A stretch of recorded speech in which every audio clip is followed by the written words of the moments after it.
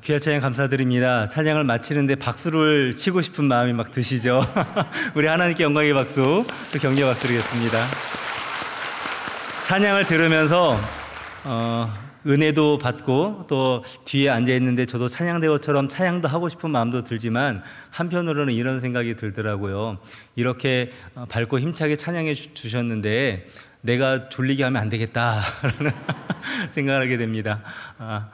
아침부터 또 추운 오늘 하루 추운 날씨였는데 아침부터 또 예배의 자리 지키시고 또 각자의 그 봉사의 자리에서 섬기시다가 이 주일 오후 예배 나오신 여러분들 사랑하고 축복합니다.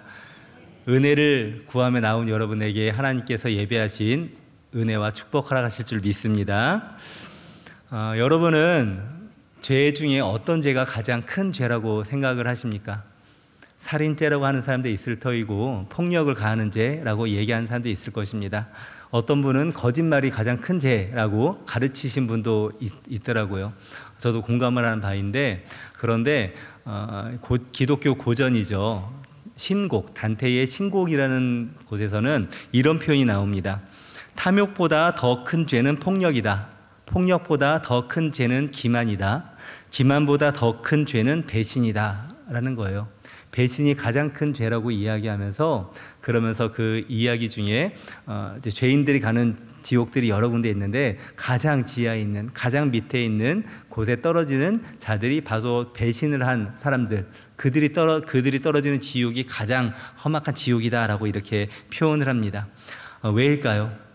왜 배신을 가장 안 좋게 보느냐? 다른 죄들은 감정적이고 또 충동적으로도 할 수 있는 죄지만 이 배신의 죄는 의도적이고 계획적인 죄일 뿐만 아니라 공동체를 깨기도 한다는 것이죠.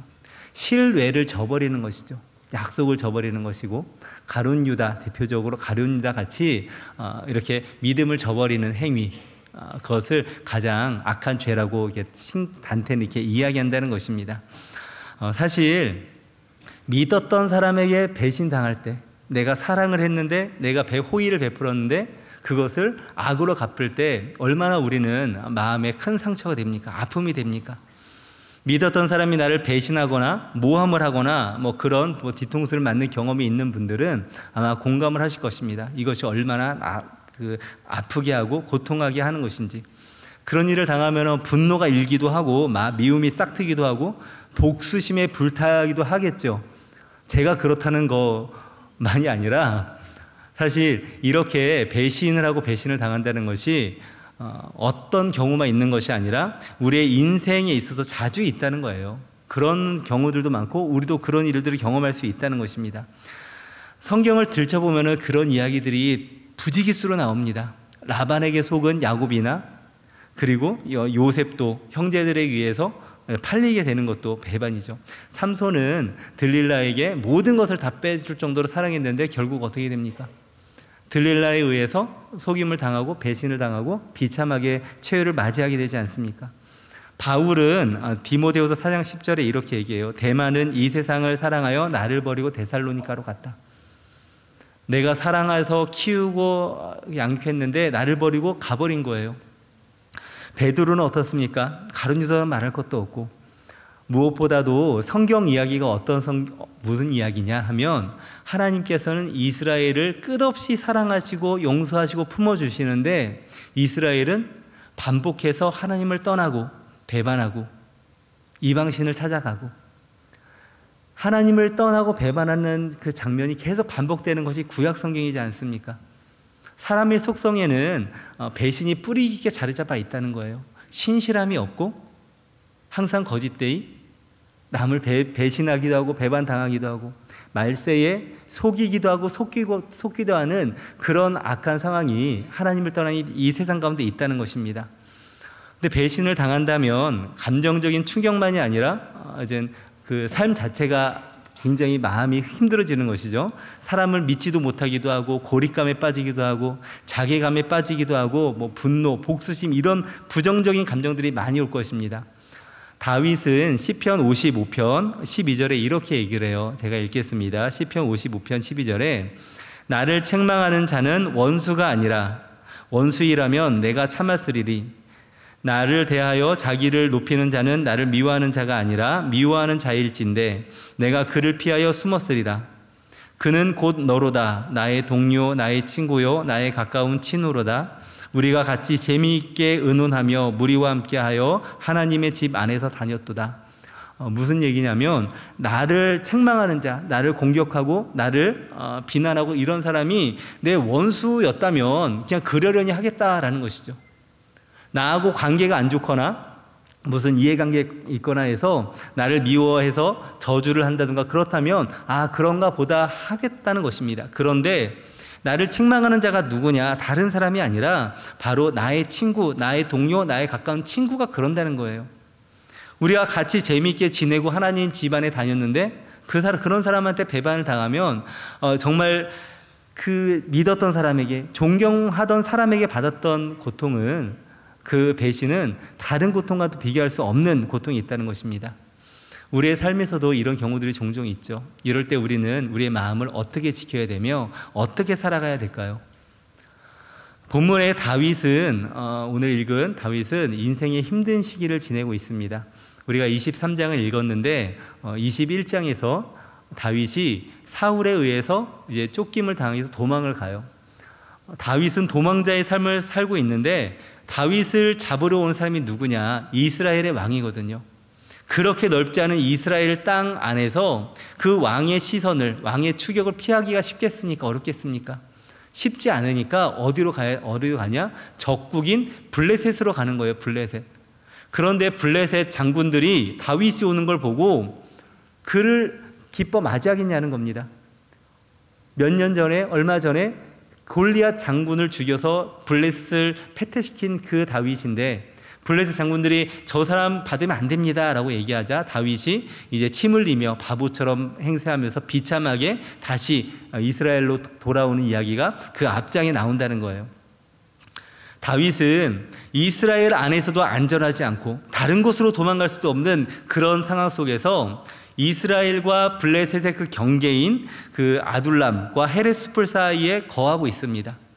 위태위태하게 살아가고 있는 중이죠. 그런데 그때 어떤 소식이 들려오느냐?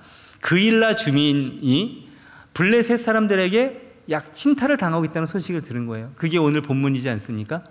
타작마당을 침탈해서 약탈해 간다고 하는데 타작마당이 무엇이냐? 요즘에는 타작 같은 걸 잘 안 해서 우린 잘 모르지만 한 해 농사를 다 지으면 알곡과 가라지를 나누는 타작하는 마당인 것입니다. 마치 추수 때처럼, 추석 때처럼 기쁨이 있고 즐거움이 있는 한 해의 농사의 결실을 맞이하는 그날인데 블레셋 사람들이 그걸 지켜보다가 다가와서 그 모든 수확한 것을 약탈해 가는 거예요.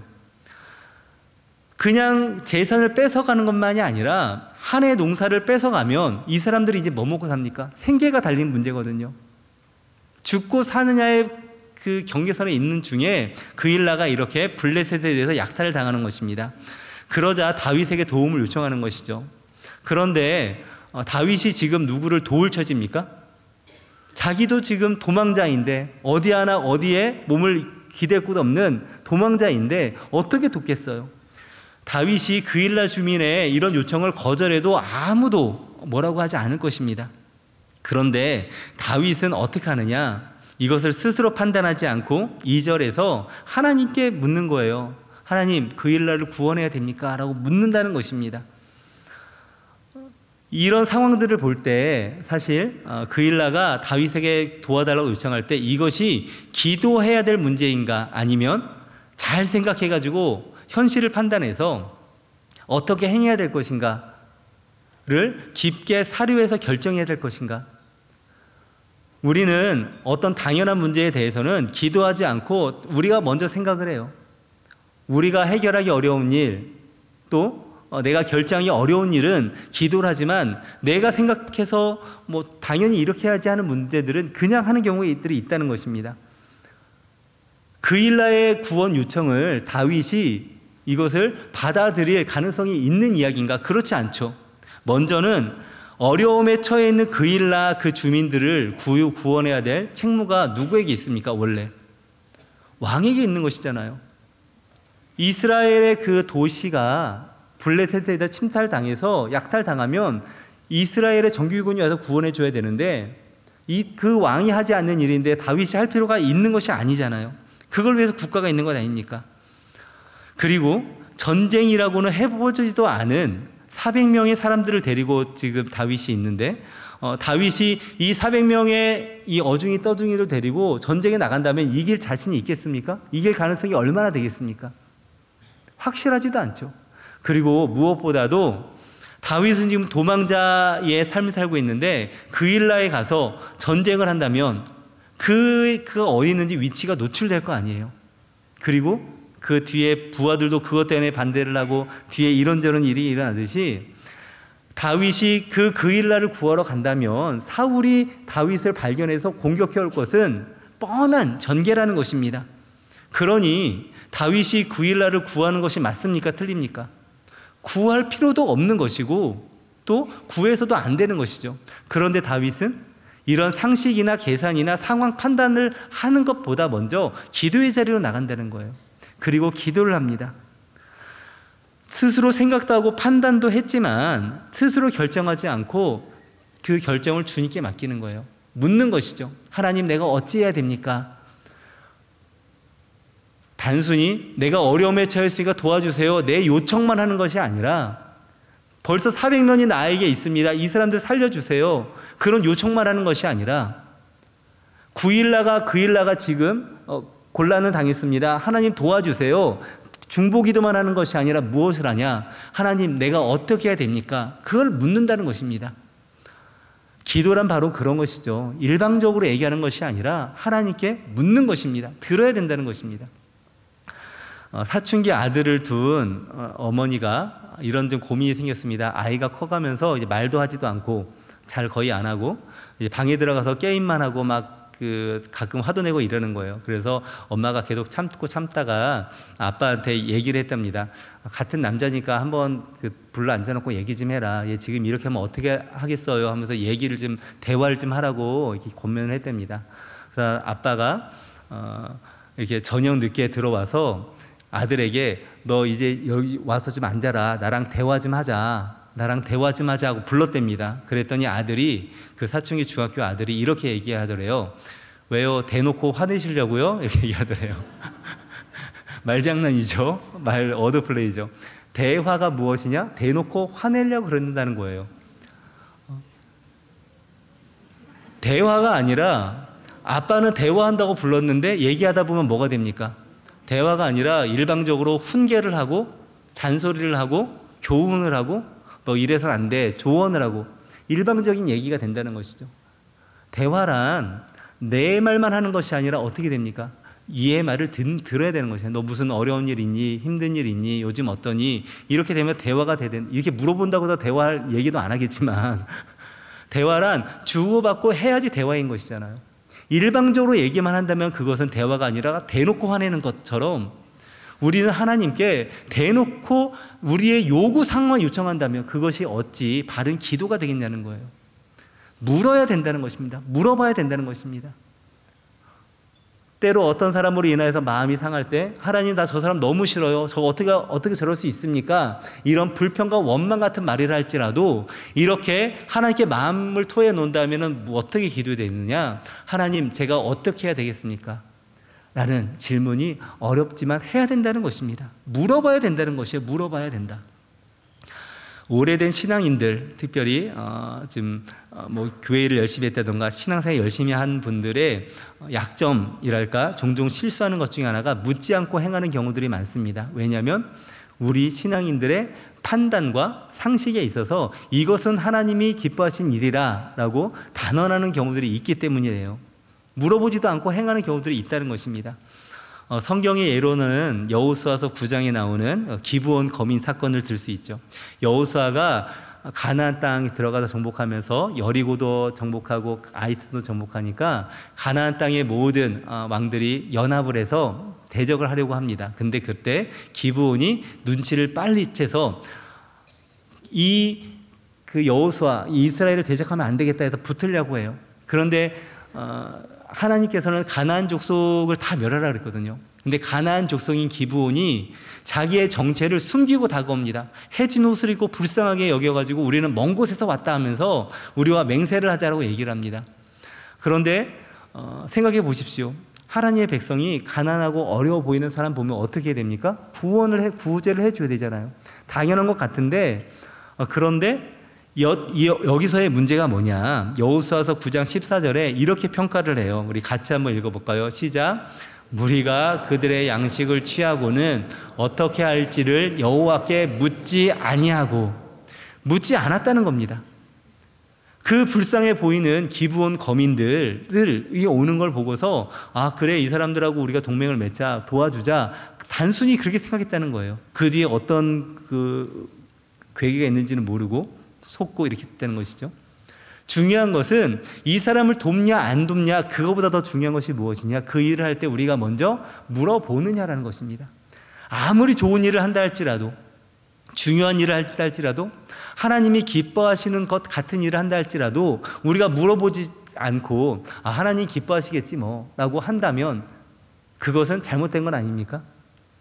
만약에 아내가 우리 남편이 이거 좋아할 거라 생각하고 너 좋아하지 하면서 그것만 계속해 준다면 난 좋아하지 않는데 물어보지도 않고 계속 자기가 생각하는 것만 해준다면 그것은 바른 사랑의 방법도 아니지 않습니까? 우리는 우리의 상식이나 경험이 하나님의 뜻을 분별하는데 걸림돌이 될 때도 있다는 거예요. 대표적으로 욥의 세 친구들이 그랬었죠. 욥의 세 친구들, 자기의 가치와 판단과 철학과 하나님에 대한 이해를 가지고 욥을 정죄하고 판단하는 것입니다. 하지만 다윗은 어떻게 합니까? 어떻게 보면 그일라 사람을 구하는 것이 하나님의 뜻인지 구하지 않는 것이 하나님의 뜻인지 모르기 때문에 그것을 하나님께 묻고 있는 거예요. 그일라를 구해야 됩니까? 말해야 됩니까? 하나님께 묻고 있다는 것입니다. 그리고 하나님은 다윗에게 이야기하죠. 그일라를 구해라 라고 이야기합니다. 왜 구하라고 하느냐? 아까 이야기했듯이 다윗의 상황이 구할 수 없는 상황인데도 불구하고 왜 구하라고 하느냐? 그일라 백성, 이스라엘의 백성을 구하는 사명은 원래 누구에게 있어야 되는 겁니까? 왕에게 있는 것이잖아요. 다윗이 기름 부음 받아서 이스라엘의 왕으로서 지금 행동을 하고 있는 것입니다. 반면에 정말 행정적으로, 형식적으로 이스라엘을 구원해야 될 사람 사울은 뭐하고 있습니까? 그일라를 구원하기는커녕 고통받는 그일라 백성을 바라보기는커녕 자기의 정적인 다윗만을 잡으려고 쫓아다니고 있는 거예요. 진짜 이스라엘의 왕이 누군가? 하나님은 다윗 너가 이스라엘의 왕이다 라는 것을 보여주는 것 아니겠습니까? 다윗이 이렇게 기도 응답을 받고 이제 사람들에게 다가옵니다. 그래서 우리가 그일라를 구원하여 가야 된다라고 이야기를 해요. 그러자 부하들이 뭐라고 할까요? 좋습니다, 갑시다. 그러면 좋겠는데 그러지 않고 안 됩니다. 지금 사울이 이렇게 잡으러 다니는데 우리가 그 불 속에 들어가는 격이지 어떻게 하면 됩니까? 반대랍니다. 반대. 이렇게 다른 사람들이 반대하자 다윗이 어떻게 하느냐? 4절인데 이렇게 얘기해요. 4절인데 여호와께 다시 묻자온대. 다시 묻는 거예요. 이미 다윗이 응답을 받았습니까? 안 받았습니까? 받았어요. 그런데 부하들이 반대를 하자 다시 묻는 거예요. 이런 생각은 듭니다. 이런 생각도 듭니다. 부하들이 반대할 때 지도자로서 기분이 좋지 않을 것 같아요. 아니, 내가 응답받았는데 왜 안 따라주냐? 하나님이 이러라고 하는데 왜 이해를 못하고 안 따라주냐? 이게 하나님의 뜻인데 라고 주장할 수 있지 않겠습니까? 내가 지도자인데 왜 안 따르냐? 내 말을 따라주지 않느냐라고 충분히 이야기할 수 있을 것 같아요. 그런데 다윗은 자기가 하나님의 뜻이라고 받았음에도 불구하고 다른 이들이 안 됩니다, 반대하자 밀어붙이기보다 먼저 다시 한번 묻습니다. 다시 한번 묻어요. 다른 사람들에게 자기의 응답을 강요하지 않는 것이죠. 겸손하게 묻는 것입니다.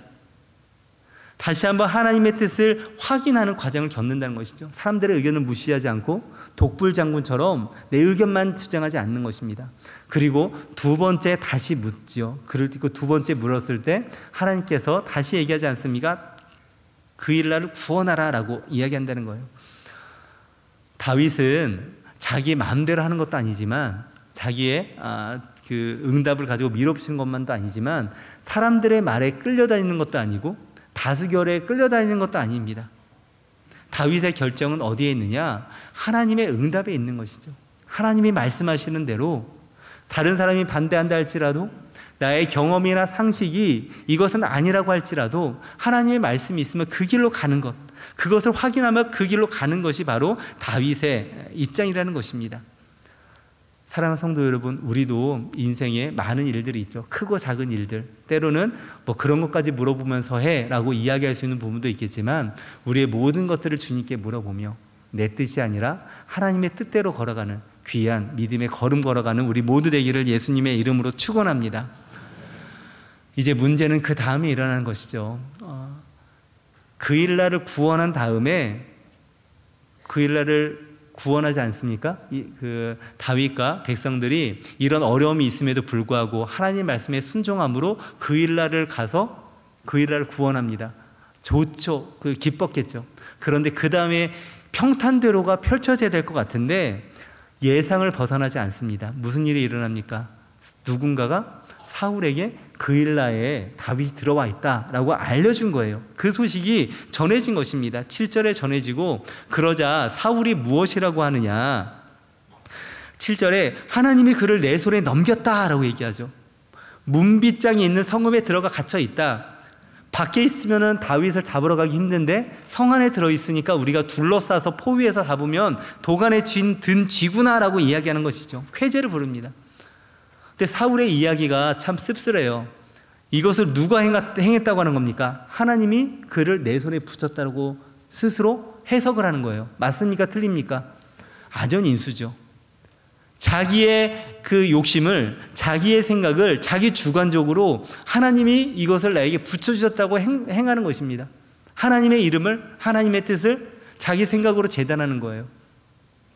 제가 그 몽골에 있을 때 몽골에 1년 동안 선교를 한 적이 있는데 그 아이들이 좀 가난한 아이들이 많았거든요. 근데 어떤 친구가 시계가 좀 필요하다고 막 그런 친구가 있었는데 어느 날 시계를 딱 차고 온 거예요. 가난한 애인데. 그래서 너 그 시계 어디서 났어? 야, 좋다 그랬더니 이 친구가 이럽니다. 내가 시구가 필요해서 기도를 했더니 하나님이 기도 응답을 해주셔서 길에서 주셨어요 라고 얘기하더라고요. 우리나라 같으면 길에서 주스면 어떻게 됩니까? 내가 차면 됩니까? 감옥 갑니다. 그거 법에 걸립니다. 경찰에 돌려줘야 되는 것이잖아요. 그런데 제가 있던 그 시대만 해도 몽골의 시민의식은 더 안 좋고 뭐 도덕질도 있긴 했지만 주스면 다 자기 거죠. 주슨 사람이 임자라는 의미로. 근데 주웠으면은 주인을 찾아줘야 되는 것이 당연한 어떤 도덕률이잖아요. 그런데 내가 없어서 기도했더니 이것을 이런 식으로 불법한 형식으로 나에게 주셨다. 이것이 하나님의 뜻일까요? 자기의 관점과 자기의 주관대로 이것을 해석하는 것이죠. 사울이 그러는 것 아닙니까? 하나님의 뜻을, 하나님의 계획을 자신의 그 가치 판단으로 결정하는 거예요. 모르겠습니다. 성경에서 이게 생략된 건지 아니면은 정말 안 해서 그런지 모르겠지만 사울이 여호와께 물어봤다는 얘기는 없어요. 하나님이 나에게 붙여주셨습니까? 라는 질문이 없습니다. 다윗은 계속 이 본문만 해도 다윗이 여호와께 묻는다는 내용이 4번이나 반복되는데 사울은 없다는 것이죠. 모든 일을 주님께 물어보는 다윗과 이 사울, 극명하게 비교되지 않습니까? 이렇게 사울은 스스로 그렇게 잘못 해석을 하고 23장 8절에 이렇게 얘기하죠. 우리 같이 읽어볼까요? 시작. 사울이 모든 백성을 군사로 불러 모으고 그일라로 내려가서 다윗과 그의 사람들을 애워싸려 하더니 사울 나름대로 기도 응답이라 생각하고 그일라로 내려가는 것입니다. 어떻게 생각하면 사울 입장에서는 자기의 왕위를 가장 위협하는 다윗을 잡을 수 있는 길이 열린 거예요. 그래서 사람들을 데리고 그일라로 가려고 한다는 것이죠. 그일라로 가면 사울의 말처럼 다윗은 도간에 든 쥐입니다. 빠져나갈 곳이 없습니다. 이 사면 초가의 상황에 처하는데 그일라 주민이 위기에 처했을 때 블레셋에 의해서 그일라 주민들이 고통을 당할 때 사울은 쳐다보지도 않더니 갈 생각도 안 하더니 다윗이 그곳에 있다 그러니까 사울은 가고 있다는 거예요. 참 말도 안 되는 국가가 지금 되어 있는 것이죠. 여하튼 다윗이 이렇게 위기에 처했는데 그때 다윗이 다시 하나님께 묻습니다. 하나님, 사울이 정말 여기를 쳐들어올 것입니까? 그리고 내가 여기서 어떻게 됩니까? 그일라 사람들이 나를 도와서 이 성을 지켜서 이 성을 가지고 우리가 수성전을 펼쳐야 됩니까? 어떻게 됩니까? 그러자 하나님이 말씀하시지 않습니까? 그일라 사람들이 너를 보호할 것이다 그랬을까요? 그래야 될 것 같은데 그일라 사람들이 너를 넘겨줄 것이다 라고 응답을 하신 거예요. 그 말을 들으면 마음이 어떻겠습니까? 남의 얘기라서 별로 안 와닿았습니까? 다윗은 자기의 목숨을 걸고 400명이라는 공동체의 목숨을 걸고 그일라를 구하러 갔어요. 그일라를 구원해 줬어요. 그런데 호의를 베풀었는데 그일라 사람들이 어떻게 됩니까? 자기들도 목숨을 걸고 다윗을 보호해 주던가 구원해 줘야 될 거 아니에요. 그런데 그일라 사람들이 너를 버릴 것이다 라고, 너를 그들에게 사울에게 넘겨줄 것이다 라고 말씀하신다는 것입니다. 이 말을 들을 때 다윗의 마음이 어땠을까요? 답답하기도 하고 화도 나고 배신감을 느꼈겠죠. 그래서 성을 나오게 되는데 아마 이런 보통 사람 같으면 이러지 않았을까요? 그 성을 나올 때 곱게 나오겠습니까? 불질러 부르고 나오겠습니까? 식량을 약탈해 간다던가 어떻게 이런 배반을 해요? 너무하잖아요. 그럴 것 같은데 다윗은 그렇지 않죠. 그일라 성에서 나오는데 처음에 반대하던 부하들이 뭐라고 했을까요? 거 보십시오, 우리가 말하지 않았습니까? 그렇게 얘기하지 않았겠어요? 다윗을 원망하고 질타도 하고 리더십에 위기가 있었을 것도 같습니다. 우리의 상식으로는 다윗도 분노가 치밀어 오르고 복수하고 싶은 마음이 가득했을 수도 있을 것 같아요. 근데 다윗은 그렇지 않죠. 도리어 그일라 들어갈 때는 400명이었는데 그일라 성을 나올 때는 600명이 됩니다. 더 번성해서 나오는 거예요. 우리와는 다른 다윗의 태도가 있는 것이죠. 만약에 우리가 다윗의 입장이어서 그일라 사람이 너를 버릴 것이다 라고 얘기한다면, 그런 응답을 들었다면 하나님에 대해서 우리는 어떻게 반응했을까요? 100%입니다. 거 보십시오, 하나님, 내가 안 온다 그랬잖아요. 왜 오라고 해서 이런 지경까지 이르게 하십니까? 안 한다고 하는 거 순종해서 왔는데 다른 길을 펼쳐줘야지 이렇게 우리를 사면초가로 몰아가시면 어떻게 됩니까? 앞뒤가 꽉 막힌 것 같은 도살장으로 우리를 끌고 오신 것입니까? 원망하는 것이 우리는 더 자연스럽잖아요. 이런 불평을 사실 이스라엘 백성들이 했었죠. 애굽에서 출애굽을 하여서 이제 도망을 나올 때 앞에는 홍해가 가로막고 하나님이 인도하셨는데 그 인도하신 길이 앞에는 홍해고 뒤에는 애국금사입니다. 그곳에서 이스라엘 백성들이 이제 그 극심한 집단 패닉에 빠져가지고 위험에 빠졌으니까 왜 우리를 이곳에 끌어내서 광야에서 죽게 하느냐, 왜 우리 그냥 애굽에 있게 하지, 그렇게 불평하고 원망을 합니다. 그것이 우리가 생각하는 자연스러운 반응 아닙니까? 왜 우리를 끌어내서 여기서 죽게 하느냐. 그런데 다윗은 그렇지 않죠. 본문의 다윗은 주민을 향하여서 분노의 불길을 내뿜는 것이 아니라 자신의 마음과 감정과 모든 것을 주님 앞에 나아가서 기도하고 있는 것입니다. 기도하는 다윗의 모습, 위기의 순간에 감정적으로 불같은 마음이 들었는지 어떤 마음이 들었는지 그런 마음이 들었겠지만 그런 순간에 기도의 자리로 나아간다는 거예요. 기도가 바로 상처를 딛고 우리로 하여금 믿음의 길로 나아갈 수 있게 하는 그런 강력한 무기라는 것입니다. 사실 배신의 상처를 성경 인물 중에서도 많이 겪은 사람은 다윗이거든요. 단연코 다윗입니다. 다윗이 사울을 위해서 목숨 걸고 싸우지 않았습니까? 다윗에게 충성을 다하지 않았습니까? 사울에게. 그런데 자기가 섬기던 충성을 다했던 상관이 자기를 죽이려고 해요. 얼마나 배반감이 느껴지겠어요. 도피하는 중에서도 이런저런 사람들이 다윗의 편에 서는 사람들도 꽤 있습니다. 나중에는 아들 압살롬이 배반을 하죠. 그리고 이제 인생의 마지막에 있어서는 전쟁터를 함께 누볐던 요압도 배반도 하고, 참 배반의 아픔들이 있을 거예요. 배신당할 때마다 상처를 입고 고통을 당하고 사람을 못 믿고 한다면 다윗은 제대로 된 삶을 살지 못했을 것입니다. 다윗이 이런 아픔 속에서도, 상처 속에서도 흔들리지 않을 수 있는 이유가 무엇이냐? 시편 109편 4절인데 이렇게 얘기합니다. 우리 109편 4절 우리 같이 한번 지금 자막 좀 띄워주시면 109편 4절입니다.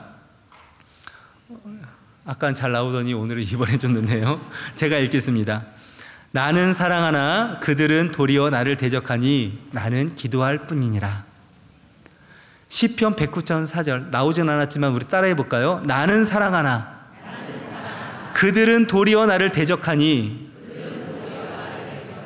그 다음 무엇입니까? 나는 기도할 뿐이니라.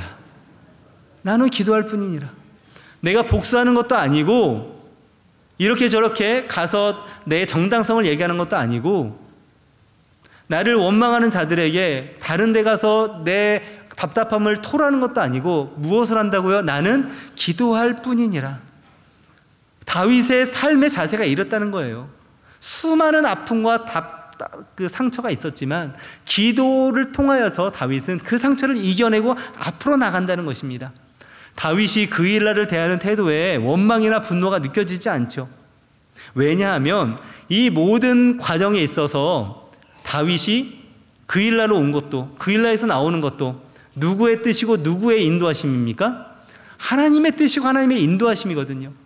하나님의 손이, 하나님의 인도하심이 다윗과 함께함을 믿기 때문에, 주님의 손이 가장 안전함을 믿기 때문에 다윗은 가타부타하지 아니하고 하나님을 믿는 믿음으로 넉넉히 이기며 그 길을 걸어가고 있는 것입니다.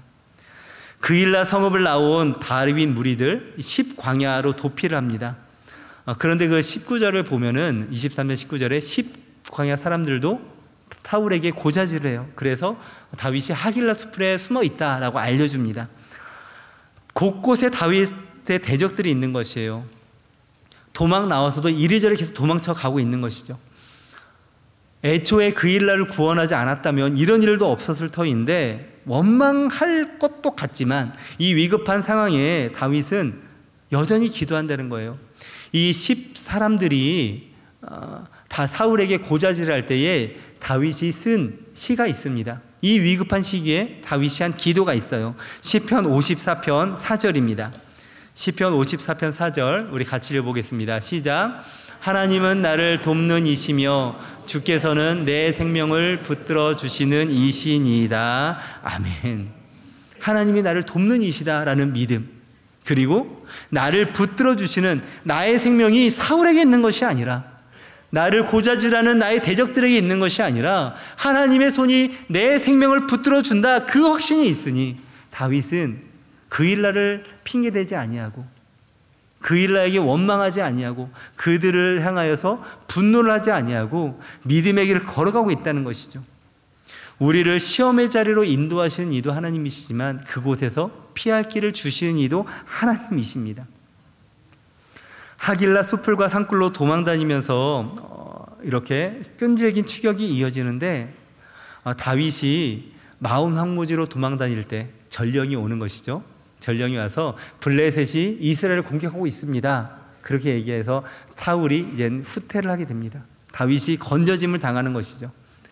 다윗의 고백처럼 다윗을 구원하는 이가 바로 하나님이시고 하나님께서 다윗을 도우시고 생명을 붙들어 주심을 다윗은 그 광야를 통해서 경험하고 있다는 것입니다.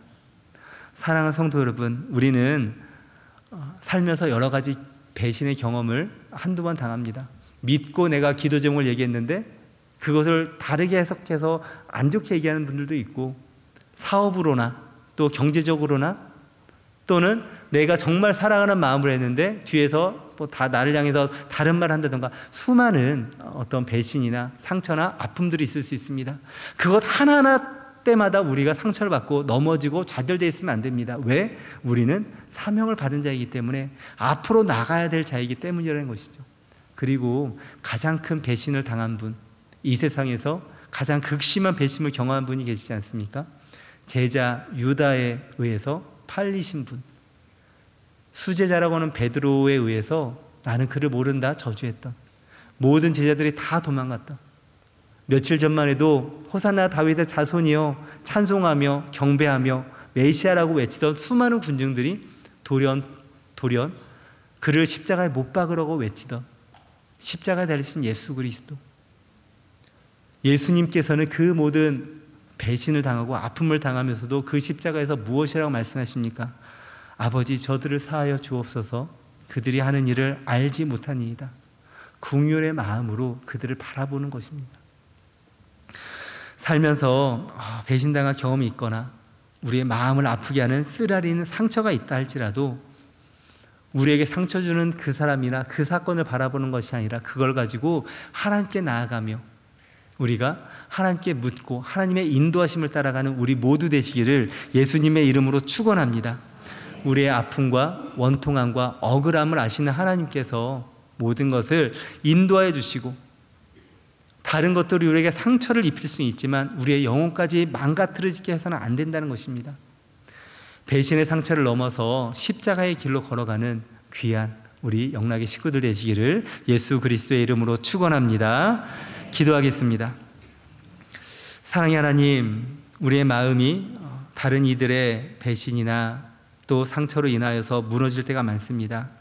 그러나 우리로 하여금 다윗처럼 예수님처럼 하나님을 신뢰하며 걸어가는 믿음의 일꾼 되게 하여 주시옵소서. 주님 주시는 평안 가운데 사랑으로 긍휼로 살아가는 참된 그리스도의 일꾼 되게 하여 주시옵소서. 예수 그리스도의 이름으로 기도하옵나이다. 아멘.